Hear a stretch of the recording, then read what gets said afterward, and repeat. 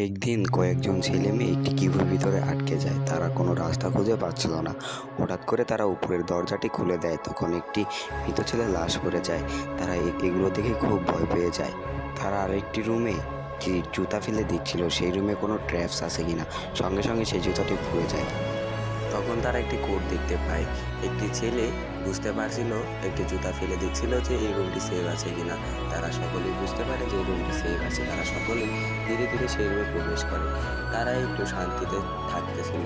হঠাৎ করেই তাদের রুমের কারেন্টটি চলে যায়। তখন হঠাৎ করে তাদের উপরে থেকে একটি মিলিটারি ফ্যান চলে আসতেছিল। তারা অন্য হয়ে খুঁজতেছিল এখান থেকে কীভাবে বের হয়ে যাওয়া যায়। তখন তারা নিচে একটি দরজা খুঁজে পেল। সকলেই সেই দরজা দিয়ে নিচে নেমে গেল। এত ভয়ঙ্কর খতরনাক জিনিসের পরে শুধুমাত্র একটি ছেলে একটি মেয়ে টিকে থাকতে পারলো। তখন মেয়েটি বলছিল, তুমি এখান থেকে চলে যাও। তখন ছেলেটি বলছিল,